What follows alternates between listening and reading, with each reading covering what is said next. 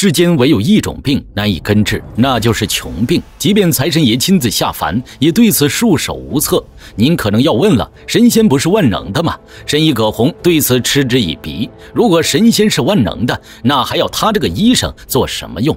葛洪其人天生聪慧，3岁学4书，4岁学5经，籍贯之年幡然醒悟，认识到学文救不了百姓，于是乎毅然决然地开始学习医术，选择了跟周先生相反的道路。就像是亚当遇见了夏娃。学医之后，葛洪老哥脑海里的灵光无时无刻不在碰撞，医术在短短数年时间里就已然登峰造极，放眼天下无可匹敌，跨越时空创造出了人类第一款酒精测试器，连喝了什么牌子的酒都能检测出来。到了这一地步，金钱美女可谓是唾手可得。葛洪却无心贪恋世间繁华，用医术救治万千百姓，才使他走上了这条道路的初心。登峰造极境的神医开始了周游天下的旅程，期间一不小心就撞见了神仙醉驾纵马伤人。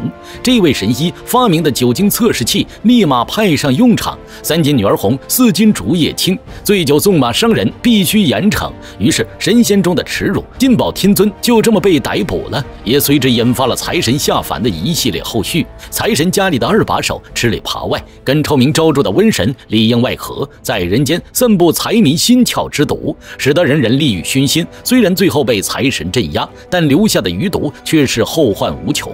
葛洪现在就遇到了一群奇怪的患者，明明从脉象上看个个身体健康，却偏偏都捂着胸口不停大口喘气，这是什么毛病？神医葛洪也是感到万分棘手。此时财神微微一笑，拯救世人还得看他的本事。只见赵公明拿出一袋子金元宝，病人只是一摸，瞬间药到病除，个个变得生龙活虎。难不成这人世间财神才是最好的医生？葛洪不相信，继续自己的游医之路。这一天，他带着妹妹来到了齐州府，撞见了一个被捕快追赶的百姓。极富正义感的葛洪立马出手阻拦，可他不知道的是，这是被官府差点逼死的可怜人。金宝天尊瞬间出手，当神仙不救世济民，那还有什么意思？他对葛洪一直看不顺眼，不仅当面嘲讽，还去财神那里打小报告，以至于赵公明真的以为对方是贪财之人，二话不说就给了2巴掌。葛洪真的是有苦难言。从金宝天尊那里离开之后，他就马不停蹄的去为劳工们治病，结果却发现这群人哪里是得病，是饿得起不来了。官府里的马老爷简直不要太黑，雇佣劳工修建府邸，不仅不管饭，连该给的工钱也没有，并且敢逃跑就敢抓回来揍一顿，这样下去可不是一个个都饿死了。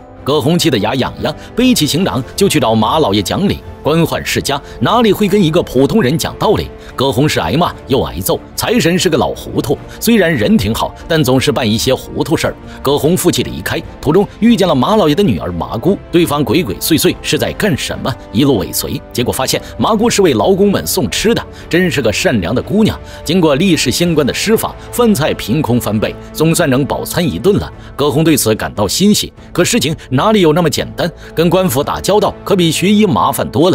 麻姑老爹利欲熏心，无恶不作，不仅搜刮民脂民膏，还将女儿许配给大人物，以此谋划大好前程。葛洪有心去阻挠，却被金宝天尊横插一脚，差点就命丧黄泉。幸好财神还有点良心，只要葛洪能用医术救人，爱干啥就干啥。葛洪跟麻姑2人就这么走了下去，不出意外的互生情愫，郎才女貌，天作之合。但马老爷不愿意，小小的郎中算得了什么？略施小计就能处理掉。先是送上1箱子金银财宝，然后再派出手底下的王牌杀手，软硬兼施，无可匹敌。葛洪又一次陷入了危机，在杀手的追杀之下，慌不择路掉下大河，也不知道能不能活下去。另一边，麻姑从老爹口中得知了此事，瞬间悲痛欲绝，当晚就收拾行李跑路。这老家是一刻也不能待了。倒霉的是麻姑巧之又巧的遇见2个杀手，这群人可没有什么职业道德，到嘴的肥羊怎么也得啃一口。麻姑也陷入了危机。忽然金宝天尊笑嘻嘻坐着船溜达过来，怎么了？私奔吗？看来他来的正是时候。天尊不讲武德，狠狠地嘲笑了葛洪一番，不过还是把麻姑安然无恙地送走了。葛洪落水之后踉踉跄跄爬上岸，一头栽倒在小树林。这里恰巧是财神爷的势力范围，男人就这么被捡了回去。赵公明还是很大方的，只要葛洪愿意信奉自己，送2车金银财宝都行。可偏偏对面死倔，当着正主的面破口大骂，他就算是饿死也不会信奉财神，这可把赵公明气得够呛，有多远滚多远，见一次打一次。事后越想越生气，那股子牛脾气上来了。赵公明还偏要让葛洪供奉自己，他派出手下的得力干将，务必要将男人弄成财神信徒。葛洪也是倒霉，刚走出赵公明家没几步，就被游荡在四周的杀手遇见了。这不是送上门的肥羊吗？杀手立马就打包去领赏。万幸的是，财神手下找了过来，在金钱面前，再冷酷的杀手也得给几分面子。更何况眼前是为了5两银子就接单的二货，横财神一出手，直接翻了几10倍。钱不是万能的，但没钱是万万不能的。横财神人如其名，专门管理横财，他可不是什么老实的家伙。前不久刚把瘟神坑在封印里，成天想着怎么收敛香火。将葛洪带回来之后，心思一动，就想出了个坏主意。杀手把大刀架在男人脖子上，必须拿到100两黄金才能放人。葛洪是个穷光蛋，而前面恰好有个供桌，财神爷在天上显灵，拜一拜黄金1两，既能保住性命，又能衣食无忧，还能跟心爱的女孩在一起。用后脑勺想想都知道怎么选择。为了以后的幸福，葛洪也只好硬着头皮服软。财神哈哈大笑，手中玉如意滴溜溜一转，无数金银财宝就从天而降，杀手都快要乐疯了。葛洪也终于是平安落地。小仙女历世仙官，人美心善，不像财神一样犯糊涂，也不像天尊一样小心眼儿。得知葛洪的遭遇，当仁不让的要为他出头。再怎么也是神仙，会几手法术不是很正常。小仙女梦中传递消息，指引麻姑来到此处，有情人终成眷属，